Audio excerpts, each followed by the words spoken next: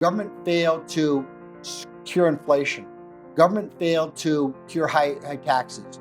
Government failed at many different levels through the 1960s and 70s. And so there has to be an answer to that. The answer is the individual, not government. And that was, Reagan came along at the right moment and the right time to convey his message.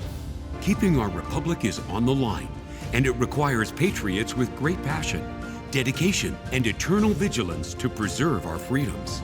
Jenny Beth Martin is the co-founder of Tea Party Patriots. She is an author, a filmmaker, and one of Time Magazine's most influential people in the world. But the title she is most proud of is mom to her boy-girl twins. She has been at the forefront, fighting to protect America's core principles for more than a decade. Welcome to the Jenny Beth Show. What does it take to become a leading authority on Ronald Reagan, one of America's most iconic presidents?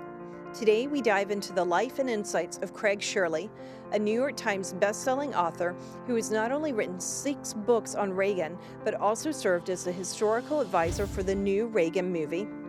From his early days canvassing for Barry Goldwater to becoming a best-selling author and a trusted Reagan scholar, Craig's story is one of dedication and passion for American conservatism. In this first part of our 2-part series, Craig shares his unique perspective on Ronald Reagan's 1976 campaign, the pivotal moments that defined Reagan's political career, and the impact of his policies on America's future. We'll uncover how Craig transitioned from a political operative to a revered author. Stay tuned for an enlightening conversation with Craig Shirley that offers a blend of historical insight and personal anecdotes, providing a deeper understanding of the president who revitalized the American spirit. Craig Shirley, thank you so much for joining our podcast and for having me at your lovely, beautiful home. Thank you. Thank you very much, Jenny. You have written so many books. It's the stack, if I hold it all up, it would be like very tall, feet tall. You've written 6 books on Ronald Reagan, right? Yes. And you were or are a historical advisor to the new Reagan movie that's coming out. Yes. Why did you decide to research Reagan and become so well versed in his history? My parents were charter members of the New York State Conservative Party. They were delegates to the state convention every 2 years, and they were with the Buckleys and the Mike Valerio, a lot of people like that.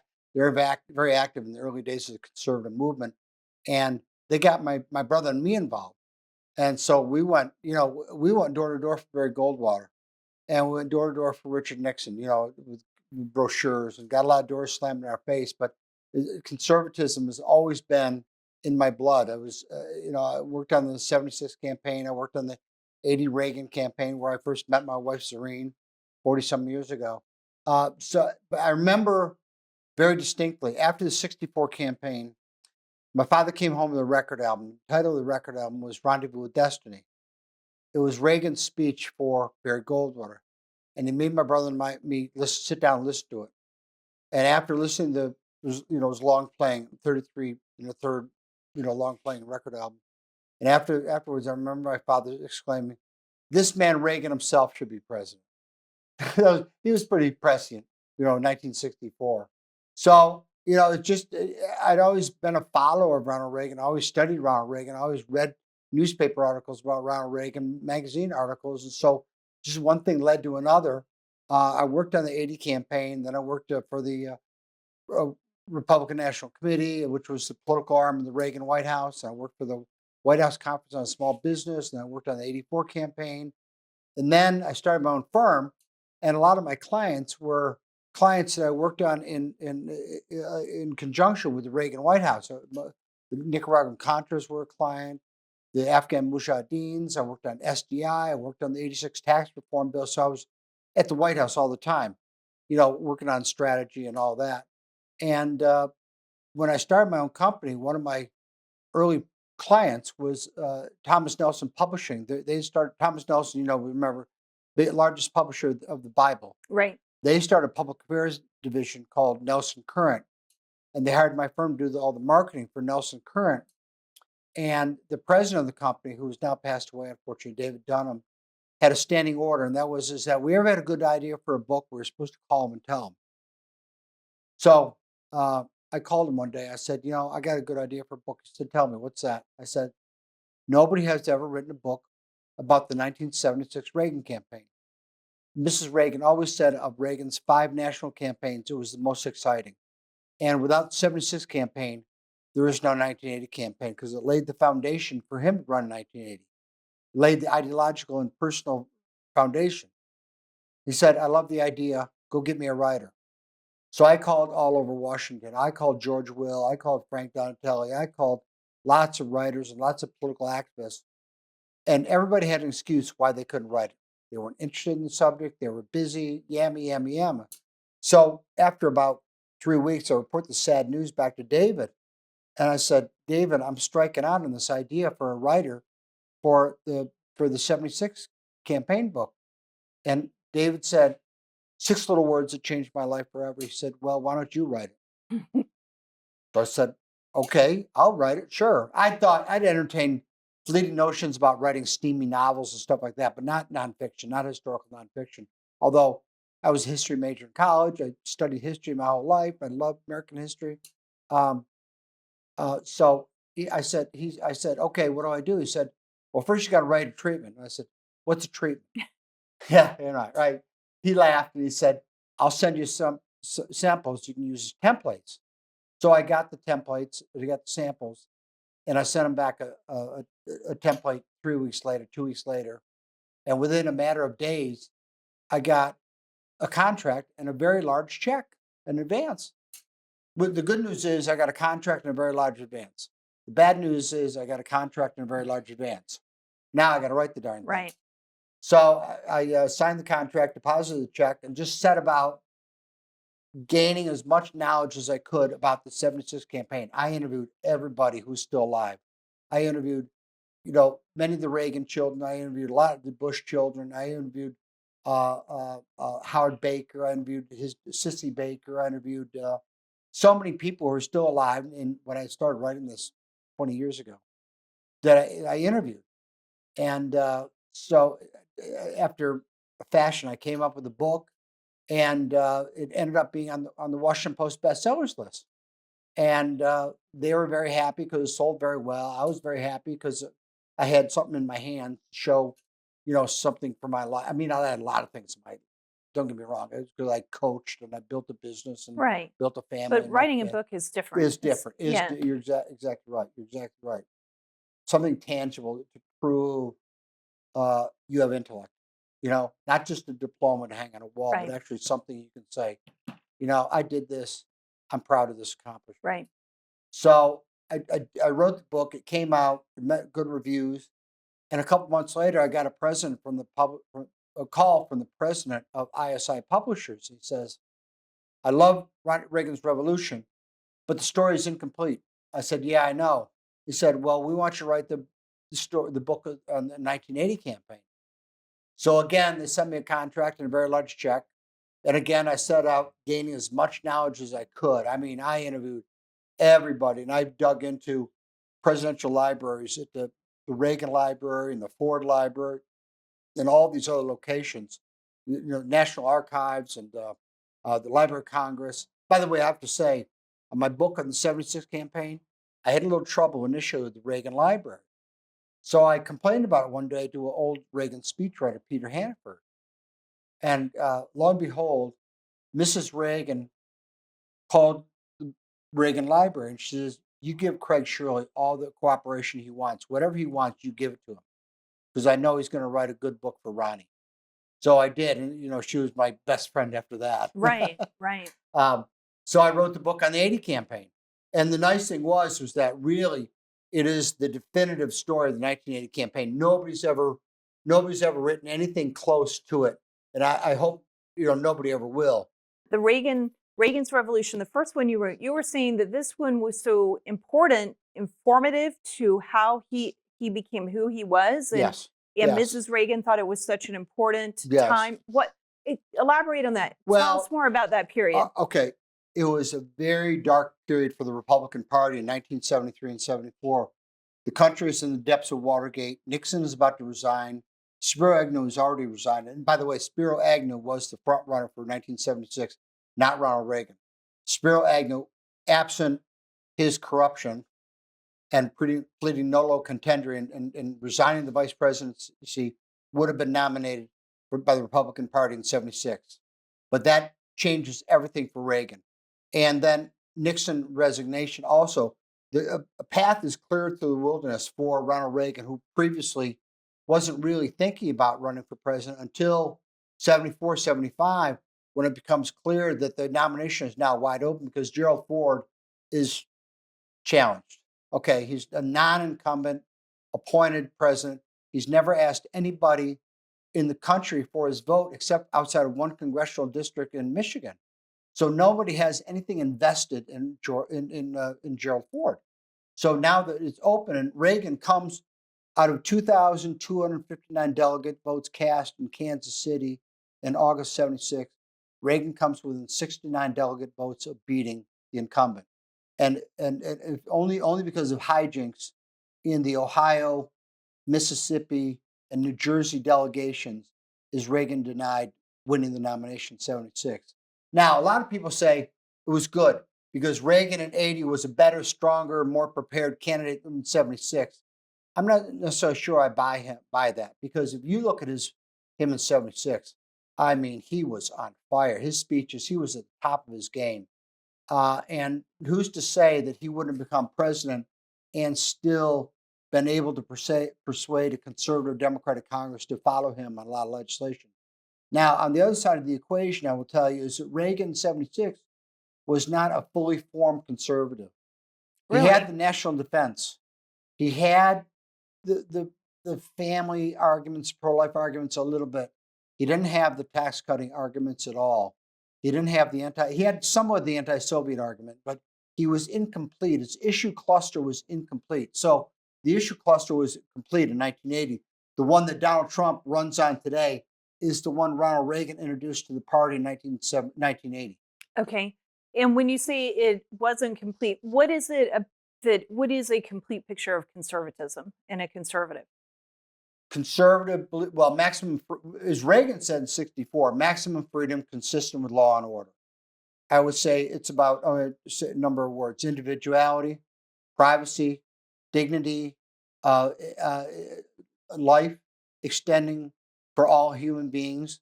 I believe in supply side happiness, not just supply side economics, but is just to create a world where everybody can reach the highest level of achievement without the heavy hand of government or nobility interfering. Is leaving people alone. I know I'm not articulating this well, but basically it comes down to the individual, the privacy and the rights of the individual, which is where American conservatism has been since the Revolution. I mean, the Revolution was really about throwing off the shackles of the British Empire, throwing off the Church of England, and allowing the individual to flourish. That's right. That's right. Yeah. And it's hard to imagine what it was like before that, because we've never experienced anything like that. No, but a different sort of way, not like the British Empire. Although with don't COVID, realize, we sure experienced a lot of heavy-handed oh government. yes, absolutely, starting with the New Deal on forward, absolutely. But under the British Crown, the Church of England, which is overlooked completely by historians, the Revolutionary War was as much a religious war as it was a war for personal freedom and independence for the American colonies. The Church of England was the political arm of the King of England, and the Church of England wasn't dominant in Massachusetts because that was Pilgrims and that was those religious sects had already gotten there first. And it wasn't because William Penn had settled in Pennsylvania, but it was very prominent in the South. And they collected taxes, they meted out punishment. Some clergymen who preached other faiths other than the Church of England were actually hung by the Church of England. They would physically punish people. It was a very, very suppressive political arm of the British Crown. So as much as the American Revolution was about all those other things, it was also a war for American religious, which is why it's in the First Amendment, right? Right. Is that you will have no state religion. because they had a state religion and it was awful. Right. That's exactly right. Yeah.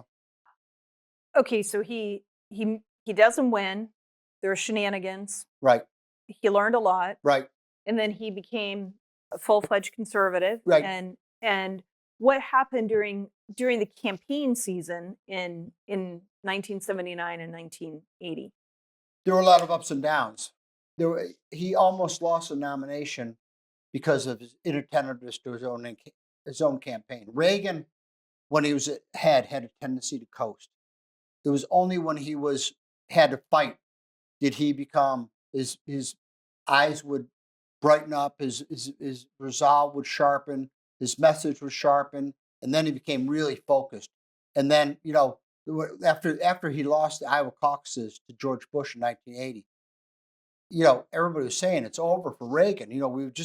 What Tom Pettit of NBC said the night of the Iowa caucuses, right? It's huge upset. I mean, George Bush beats Ronald Reagan, who was a local hero in Iowa. He broadcast from two different radio stations there, and he went to college just over the river in Illinois. And Tom Pettit that night said, "We have just witnessed the political funeral of Ronald Reagan." He said that. Now, today, there's only 1 week between the Iowa caucuses and the New Hampshire primary. Yes. Not enough time to recover. But in 1980, there were 5 weeks in between the Iowa caucuses and the New Hampshire primary. So it gave Reagan time because he wasn't campaigning in Iowa the way he should have been. He was inattentive and he lost. And the people of Iowa really resented it. They said, this is a vote. This is a strategic vote. We're voting against Reagan for ignoring us. So he went to New Hampshire and he just stayed there and he just campaigned there every day. He campaigned there, one day he was campaigning from morning to night every night, and the campaign bus, the press bus, one night they hung a sign in the bus that says, "Free the Reagan 44," because they were covering him and they were exhausted from covering a man who was twice their age, driving them, into the grass, because he was so aggressive. And of course, that was the site of the famous debate.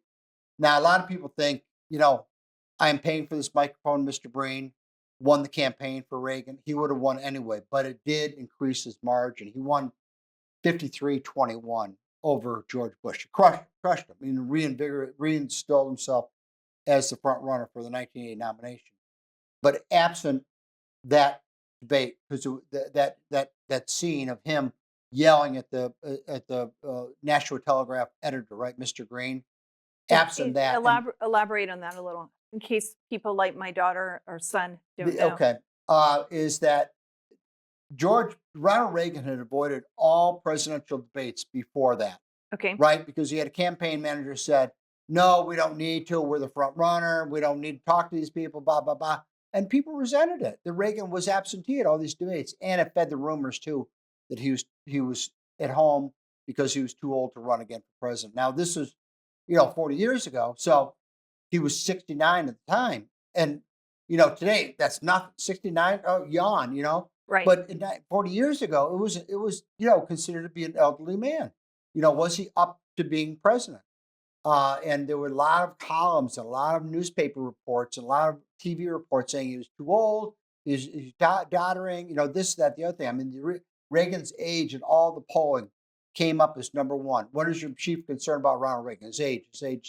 People would turn out when he did speak. They turn out just to see him, just to see how old he looked. Right? I mean, they told newspaper reporters, "I only came to see how old he is.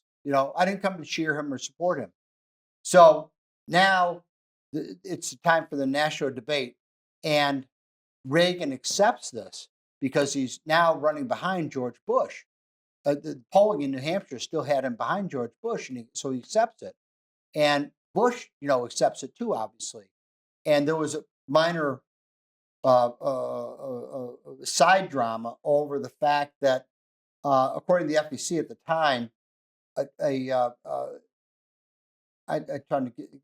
couldn't sponsor a debate with just two candidates. They had to invite everybody, unless it was paid for by the campaigns themselves. So the national debate couldn't violate FEC rules by paying for the debate. So the Reagan campaign said, "Okay, we'll pay for it." Reagan said, "I'll pay for it." So Reagan footed the bill for the debate himself. So that way he could just make it a debate to himself and George Bush and exclude all the other candidates. And so that became a minor dust up because the other four candidates who were called the Nashua Four, showed up and made a scene, and that became a side story. Anyway, they have the debate. Now Reagan is on fire. I mean, he is just clicking on issue after issue about national defense and George Bush's failure as CIA chairman to anticipate Soviet intentions and all these other things. There comes an explosive moment in the debate where Reagan tries to make a point. Mr. Green, the editor, is saying, Governor, you sit down, you can't talk, it's not your turn, da da da da da. And Reagan finally stands up and explodes and says, Mr. Green, I am paying for this microphone. And Nashua High School explodes. 3,000 people there and just goes crazy. Now, and of course, George Bush is sitting there, goody two shoes like this, looking like the schoolboy who, stole the apple pie or something. So now this is shown on television over and over and over. Reagan just exploding, and because it happened on a Friday night, and so it's for Saturday, Sunday, Monday, and Tuesday for the next 4 days. And of course, Reagan wins the debate big, is installed as front runner, and then just doesn't walk to the nomination. He's still got to fight for it, but he gets obviously a first ballot nomination in 1980, and takes George Bush to produce a unified convention, which is interesting. I'll tell you as a sidebar, I hear these people on cable television talking about a VP running mate for Trump, and they talk about. Well, I saw a girl the other night. Obviously, she has no campaign whatsoever. I won't name her name, but she said, he needs to pick Rubio because Rubio has really good executive experience. And I'm yelling at the TV. I said to Serena, I said, nobody votes for vice president. Nobody picks a vice president because he can sign a piece of paper, right? Yeah. There's one reason to pick a VP candidate: to produce a unified convention. Unified conventions win in the fall, divided conventions lose in the fall. And you think about it, over the years, 64, Republicans are divided, they lose. Democrats are united, they win. 68, the Democrats are united or divided, Republicans are united, Republicans win. 72, the Democrats are divided, Republicans are united, Republicans win. 76, the Democrats are united, Republicans are divided, they win. 80, the Democrats are divided, the Republicans are united, they win. Down through history, I can point to example after example after example, a unified convention. So that's why you got to pull the party together. So that's why you pick a vice president, why you pick a qualified vice president. That doesn't mean arguing for picking, some silly candidate or something, and a George Clooney or something like this. You pick somebody who's qualified, but somebody who is ideologically simpatico with the delegates to produce a unified convention. I'll tell you, like Tim Scott. Tim Scott is the perfect choice for Donald Trump. Absolutely. And why do you say that? Because he and Rand Paul are the two smartest men in the United States Senate. Because he's conservative. Because he's articulate as hell. Because if I had to debate Tim Scott, I'd be scared to death that facing him in a debate. I think he would definitely produce a unified convention. He touches all the right, but forget the racial buttons. The man has great depth and great intellect. He would be an excellent choice for Trump. I thought that his campaign video, when he launched his campaign for running for president right now, even though he's out, I thought that it was a great video. I thought that his speech was good. I heard some people say, "Oh, well, it sounded way too scripted," or pollsters put it together, or whatever. It was like, yeah, but Insiders. This is a good message. Yeah, the message, that's you've got insiders. to push aside some of that and just, this is a good message for America. Focus on the message. You're absolutely right. You're absolutely right. I mean, look, he ran, but a lot of people, DeSantis ran.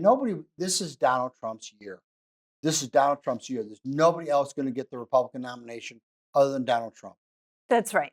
That's right. And I that's what I thought the whole entire time. I just was like, if they supported Trump, not even we supported Trump through everything from 2016 all the way on. Do you think all of a sudden we're going to be like, oh, gee, someone else is running, we'll support you?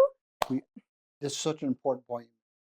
We all made a psychic investment in Donald Trump. It's like Richard Nixon. is that when even when he resigned in August '74, right, is he still had a base of support because voters had voted for him in 52, 56, 60, 68, 72. Wow. So they had voted for him 5 times. They were not just going to walk away from this man Right. because they made a psychic investment in him. Right. Just as voters have made a psychic investment in Donald Trump. The- Just as voters made a psychic investment in Ronald Reagan. Right. That's right. And when we're talking about a vice presidential candidate, what you just were saying about a unified ticket is really interesting. And I've listened to debates online and among activists going, well, I want this person or I want that person. And I've always just been like, it doesn't matter what we want. It's what the nominee wants. Right, right. And I kind of have just said, and also what do vice presidents do? Like, Preside over the Senate. yeah. I mean, and if they don't have to if they don't have to go out and vote for tiebreakers, right. in the Once Senate, every millennium, yeah, we vote a tiebreaker. then there's not a lot that we're seeing from the vice president. When I was working for a brief time, I worked for George Bush when he was vice president, not for his office. I worked for his his PAC that was getting ready to run him for president in 1998. And he would talk about being vice president. He said he had a motto. He said, "You die, I fly." His job was to go to funerals. That was his job. Yeah, and I think that I heard many speeches or several speeches that Vice President Pence gave while he was vice president, and he did a great job of explaining what Trump was doing and what the Trump presidency and administration was doing. And I think that's an important role for a vice president. That's the job of the vice president, is to support the president. Right. I mean, you got to think long and hard about a time when even Gerald Ford, when he was vice president under Nixon, never broke with Nixon until after Nixon resigned, when he said, "Our long national nightmare is over." But he stood pretty loyally by Nixon. I mean, he would let little things leak out in the last couple of months when it was obvious to everybody that Nixon was going to have to resign because he'd lost the ability to govern. He'd lost his base of support. You don't have the support of the American people, you don't have anything. But he was, to his credit, he was loyal to Nixon, and even then was very, very circumspect after Nixon's resignation. But he never really criticized him publicly, other than say, "It's over with." Okay, so as we move forward, Reagan becomes president. Right. And you mentioned that between 76 and 80, he became much better versed in the Soviet, more complete, including in regarding the Soviets. Yes. And that's really in '76 he was already a hawk. He was already a hawk, but he didn't really until 1980 did he really achieve the message. I remember one time during the '80 campaign where he said, we don't need nuclear parity with the Soviets. We need nuclear superiority. And a lot of people, condemned him for it. But I knew exactly what he meant is that we need to spend the Soviets in the ground so we can defeat them. We need to use every means at our disposal. Radio Free Europe, Radio Vatican, is working with indigenous third-party forces like the Mujahideen and the Velvet Revolution and the Nicaraguan Contras is to knock the Soviets back on defense. That's what we need to do. And so I understood. It took me a while for it to sink in, but then I realized what Reagan meant about winning, having we need an arms race, is what he said. And because everybody's like, "Oh, we're getting an arms race. We're getting an arms race. We need another SALT treaty that the Soviets can violate." And that became really one of his legacy, is that he defeated the Soviets. So talk about his presidency. Well, that was he had 3 great goals he wanted to achieve because a leader, Jimmy Carter. There was a saying in 1980 going around the country that if you asked Jimmy Carter what time it was, he'd tell you how to build a watch. And if you asked Ronald Reagan what time it was, he'd say it's time to get this country moving again. One's a tactician, one is a leader. Reagan didn't sit around scheduling the tennis courts at the White House like Jimmy Carter used to. Jimmy Carter used to schedule the president of the States used to decide who could play and who couldn't play on the White House tennis courts. It's insane. He's Reagan the probably president didn't of the even know United. that there were White Yeah, House tennis courts, which, by the way, there were two sports. He loved sports. He loved sports. He loved football. He loved baseball. There were two sports he despised. One was jogging, and the other was tennis. But he probably didn't even know that there were tennis courts at the White House. And you know what? President's not supposed to care about that stuff, right? right. President's supposed to think about big ideas. And so he thought about big ideas. He thought about the restoration of the American morale was most important. He knew instinctively that a happy people are productive people.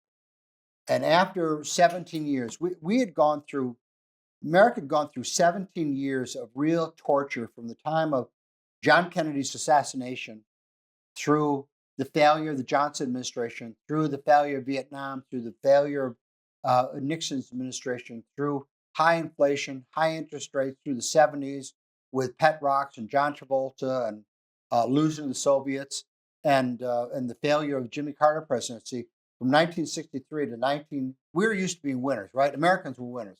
We could beat the Nazis. We could beat the Japanese. We could win the Industrial Revolution. We could win the Civil War. I mean, the country could win the Civil War because it really is that we believe in freedom for all, right? Right. Is from the time of the American Revolution, we pretty much won everything. Now, and that's part of the American creed, right? It's part of American exceptionalism. I mean, that is American exceptionalism. I mean, who would think that two little bicycle repairmen from Dayton, Ohio, would invent an airplane that could fly? It changes weren't the scientists. world. Yes, Yeah. changed the world. They weren't scientists. They didn't have high school diplomas, and yet they changed the world by inventing a heavier than aircraft, right? The atom, the space race, the moon, all these things we win at. So we're not used to losing. But then starting in 63 through 80, we're losing all the time. We're losing Eastern Europe. We're losing to the Soviets. We're losing the Warsaw Pact. We're losing war of inflation. We're losing presidents. We're losing everything. And Reagan changes all that. Reagan changes all that because he talks about, the Democratic Party had been the party of the future from the time of the New Deal up until the time of the Kennedy administration, right? Happy Days Are Here Again was FDR's, theme song.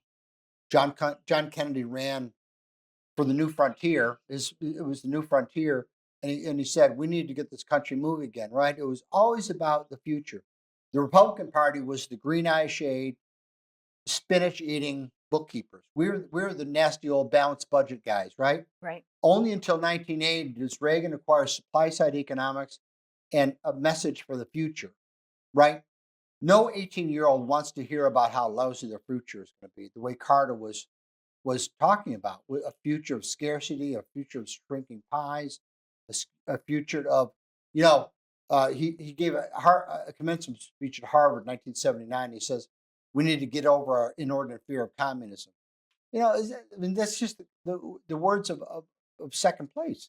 And in fact, Henry Kissinger, when he was Secretary of State, he said his job was to guide the United States into an acceptable second place, right?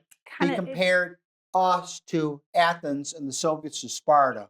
And of course, his history was kind of not correct, because even though Sparta has a reputation as being militant and Athens has the reputation of being the intellect, the Peloponnesian War lasted 300 years with Athens actually winning. So he got his history wrong, but everybody knew what he meant. So all the elites, Henry Kissinger, Jimmy Carter, all the elites have this loser's attitude. Reagan comes out of the West as populist, as anti-elitist, as anti-intellectual conservative, and projects an entirely different message.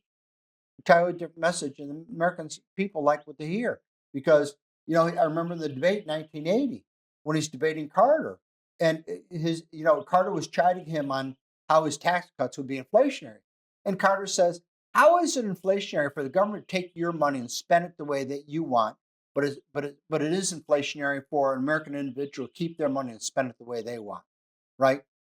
Carter was blah, blah, blah, blah. He had no response to that. Right.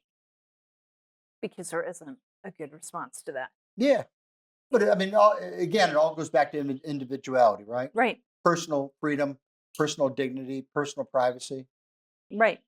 And also being willing to do tax cuts, right? Because that helped grow the economy. And you said Yes, between 76 and 80 that's when that he acquired. That's when he started acquiring the supply side economic message. I remember I was with Reagan. There was a meet. I think it was a CPAC in the early '80s, and there was a private reception before the dinner. And a group of conservatives, we were standing around Reagan, and he was talking about, because his tax cuts were on the in the proposal stage in Congress, they hadn't been passed yet. And he said, "Look, I know what a lot of people are saying about the tax cuts, but it's not just about economic growth and stimulating the economy. It's also about uh, sending power away from the government back to the individual." Reagan knew power cannot be destroyed nor created. Power can only be moved around. And power, in the form of the regulation of speech, in the form of taxes, had been moving steadily from the time of the New Deal up until Carter's presidency. Power had been moving away from the individual in the states and localities to the national government. Reagan wanted to reverse that as a true federalist, right? He wanted power for the individual, not for the state. So that was the framework for new federalism. The theme of his administration was to send power back to the individual. and it worked well, It right? worked very well. Yeah. Um, I and mean, he then created 18 million new jobs, right? He created, when he became president, there were 4,000 millionaires. When he left as president, there were 34,000 millionaires. Is that he eradicated high interest rates, he eradicated high inflation. He shrunk the size of, as he promised, he shrunk the size of Washington because he grew the size of the national economy by sixfold. So I mean, in the best of Jefferson, people used to say, well, the Louisiana Purchase proved that Jefferson wasn't much of a constitutionalist or a federalist. No, it doesn't. It proves just the opposite. He was, because what the Louisiana Purchase was 6 times the size in landmass of the existing country. But he doesn't grow the size of the government. He only grows the size of the country. So that, by definition, takes power away from Washington and sends it back. expands It to a diffuses it. bigger, to a Exactly. bigger And space. that's what Reagan was doing with his anti-speech regulation. Because don't forget, he signed the fairness. He refused to sign the Fairness Doctrine And why is that important? because it gave people the right to speak the way they wanted. The Fairness Doctrine had been on the books for many years, right? And for years they had it. If Jenny Beth Martin goes on WABC in New York City and talks for half an hour about American conservatism, they got to pick Ralph Nader to come on for a half an hour to talk about American liberalism. And it was just a bureaucratic nightmare. And so oftentimes radio shows wouldn't have on Jenny Beth Martin because then they got to go through the whole rigmarole of getting a liberal and giving them equal time. Reagan said this is nonsense. It violates the First Amendment, it violates free speech. So he refused to renew the Fairness Doctrine. There were a lot of conservatives like Phyllis Schlafly who were actually upset with him for not renewing it. But it spawned the growth of hundreds of conservative talk radio stations around the country, which is, for us, is an important part of communication because we know what the networks are like. We know what the big city newspapers are like. But now we have your podcast, and we have thousands of other podcasts, and we have talk radio, and we have Newsmax and Fox and other cable systems, and our own newspapers, Washington Times, and Washington. So we have our own communications infrastructure that we didn't have 40 years ago. And today, when people say, "Oh, we're up against the mainstream media and how tough it is," Yeah. and it's tough to be sure, Yeah. but it is not nearly as tough as when you had none of the other conservative networks to When I was coming up in spread this your voice. business, many years ago when I was young, is we didn't have any of that. We didn't have any. We had National Review and the Human Events. Those were our publications, and there were a couple of newsletters like Pink Sheet on the Left, stuff like that. But that was our form of communication. NBC. You're a conservative. Hang up the phone. They wouldn't talk to us. They wouldn't give us the time of day. Is that they carried all liberal message, and it's astonishing that we're able to win, given that communications blackout. Right? It's astonishing that we were able to win, starting in, I mean, Re- I wouldn't include Nixon because Nixon was a conservative, but he was a Republican. But starting in the 70s, we started pushing back and we started winning because we were getting our message out. And a big portion of that really is direct mail. A big reason for that is it was Viggory and other direct mailers for allowing conservatives to use the post office to get their message out because they couldn't get it out anyplace else. Direct, just direct to the mailbox. Yeah, Direct direct contact contact. without. And I actually think in the 2024 campaign, that direct contact is going to be very important yet Absolutely. again, because Absolutely. you're getting so many messages on social media and so many messages Yes. in your text and so Yes. many messages everywhere else. So many bad messages. Yeah, so many bad messages that direct contact is Yeah. a little bit unexpected, Yeah. to Yeah. be sure. Yes. Um, and the message was one that did resonate with where Americans were. Yes. The American exceptionalism. They Well, were feeling down. They needed to restore that American morale. is that polling showed, American liberalism had dominated American politics from the time of the New Deal up until the late 1970s. And polling started popping up saying the country is growing conservative, not liberal. It's a 2-to-1. It was astonishing. Despite all their efforts, it still was going It conservative. was going 2-to-1 for two reasons. I mean, one, we were getting our message out, not well, but we were getting our message out, and the abject failures of liberalism. Liberalism failed to, or government. Let's put it this way: government failed to protect John Kennedy. Government failed to win the Vietnam War. Government failed to cure inflation. Government failed to cure high taxes. Government failed at many different levels through the 1960s and 70s. And so there has to be an answer to that. If government is failing, then what is the answer? The answer is the individual, not government. And that was, Reagan came along at the right moment and the right time to convey his message. Do you see similarities between what Reagan faced with Biden and what Trump faces? I'm sorry, what Reagan faced. You can tell where I'm going. Do you see similarities between what Reagan faced with Carter and what Trump faces right now with Biden? It seems like Biden I was laughing because I read some of these nonsensical stories comparing Reagan's Normandy speech with Biden's Normandy speech.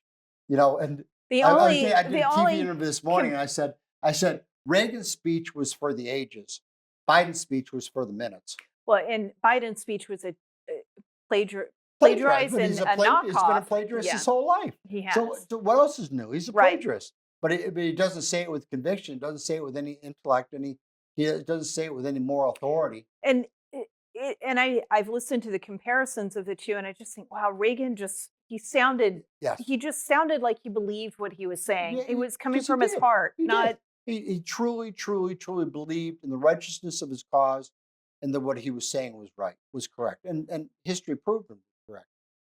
It absolutely did. Right. It seems like as we look at it, and I think about where the country was with Carter, there's so many similarities to Carter and Biden right now. Yes. The inflation, Hostages. The Afghanistan withdrawal. Think of the Afghanistan. The Soviets invade Afghanistan in '79, and Carter foolishly invites them. Right? Carter does an interview on Issues and Answers on ABC, and it says, "No, Afghanistan is not in our defensive perimeter." Within weeks, the Soviet Union invades Afghanistan. Biden says, 40 years later, says, "No, Ukraine is not part of our defensive perimeter." And within weeks, the Russia invades Ukraine. Right, but then also the comparison between Afghanistan, because our weakness in the face of it with Carter, and then our weakness with the withdrawal with Biden. Which, by the way, he went against all his military advisors. Said, "No, Mr. President, this is not a good idea. This is not a good idea to leave a terrorist base open and available in Afghanistan. We have to keep a presence there." And he says, "No, I'm going to take them out. Consequences be damned." And of course, 13 U.S. service people were killed because of Joe Biden. And it just is a horrific image of the planes leaving and people hanging onto the planes. It just sure. And And then when we watch how Biden is responding to Hamas and Israel, it's as if he wants Israel to accept losing. What you were saying about Carter wanting to just sort of accept second place for America. I feel like Biden wants us to accept second place. We don't have to be the winner. Well, Carter was an Arabist. Carter was anti-Israel. There's no doubt about it. Is that he said it? He said it in so many ways, so many different times. He did. I will, to Carter's credit, he did negotiate the Camp David Accords between Israel and Egypt and produced a durable peace. Those two countries are still at peace with each other, and Carter deserves the credit for it.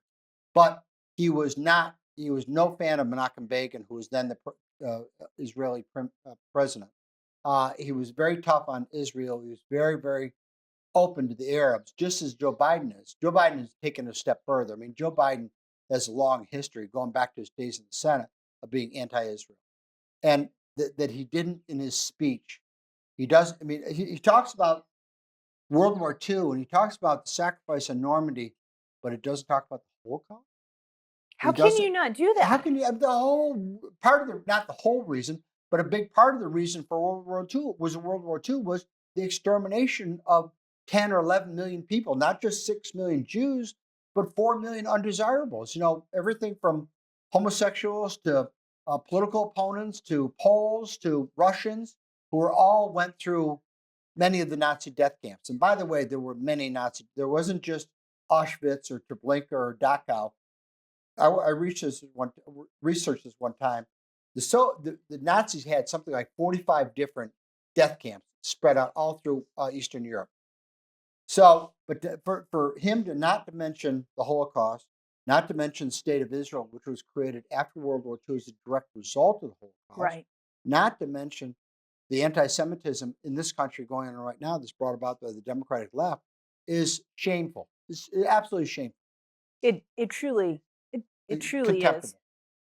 And in November, Americans they're going to have a very distinct choice. Yes. And they're going to have to decide, are they better off right now than they were 4 years ago? Are they better off economically, but also they're better off spiritually? Spiritually. And is our country better off? Yes. Do you feel safer right now than you felt 4 years ago? Right. Do you feel safe? Do you feel like the world is at a steady place, or are we on the precipice of war? I think a lot of Americans feel that way. Well, absolutely. Yeah. And you know a lot about Normandy and about World War II. I know this book isn't about Normandy, but we've talked about Reagan books. Well, about the 1944. And I don't know if I have that one in here. Yeah, August 1944, which was the sequel to December 1941. December 41, and then you also have August 1944. Well, yes. Which you don't have out here. 1945. 1945, Yeah. which you don't have out here. Yeah. But both of those are, you've researched World War II as well. So when we talk about Normandy, it isn't just... not just an echo of history. I've studied it. I've read about it. I've interviewed people about it. I had a friend, Lynn Knopfsinger, who's a very dear friend of mine, who was a Reagan aide. He was a young Army Ranger, 19-year-old Army Ranger on Omaha Beach on June 6, 1944. These two fingers on his right hand, these were gone because when he was climbing the cliffs, his fingers got blown off by Nazi shrapnel. So he was missing these two fingers. Wow. Yeah. And he just had to keep going. He kept going. Yeah, kept going. And he was so, he was so matter of fact about it. I remember talking to him many times. Lynn was a very good guy and a very good friend of mine. And he was just it was the greatest generation. He was representative of the American generation, of the greatest generation, because he was very, sure I did it, but you know what? Anybody could have done it. Is that type of thing. No, not anybody could have done it. You did it. But he refused to accept, to decorate himself in glory about it and parade around with the medals and things like that. It was just something he had to do. Right. Like millions of other young Americans. Right. And thank goodness they did. Thank goodness they did. I took each of my children on separate trips to Normandy. And I'm so glad that I did that. My daughter and I did it sort of by happenstance. The first time I ever went to Europe, she and I and her brother were there. And then the two of us stayed longer, and he had to go back Right. for a Boy Scout camp, come back home to America. And we stayed longer, and I was like, okay, we'll stay longer, but we're going to Normandy. Right. We're close. There's a tour. You We're have to going. go. You And have then to go. after I finished, she wound up becoming an exchange student in Spain, and Right. her twin brother and I went and met her to bring her back. And I wanted to meet the family that graciously hosted her. Wonderful. And I said, we're going to go pick her up, but first you're going to Normandy. Right. And so this week is the 80th anniversary was Right. happening, and or last week, and that's when we're filming this, even though this episode may come out a little bit later. Excellent. I was sending them photos and going, remember, we both went there. This is a big deal. Just Right. pay attention Right. to what an enormous Accomplishment. yeah, Yeah. I mean, accomplishment it and is sacrifice. the war for civilization. Yeah. The Nazis were evil. You know, Studs Terkel was a famous not a novelist. He was a famous writer about many things about American culture, but he wrote a book called The Good War. And it was the good war if war has to be good, because we were the good guys. There was no moral ambiguity between the No. two. The Nazis were evil. We were good.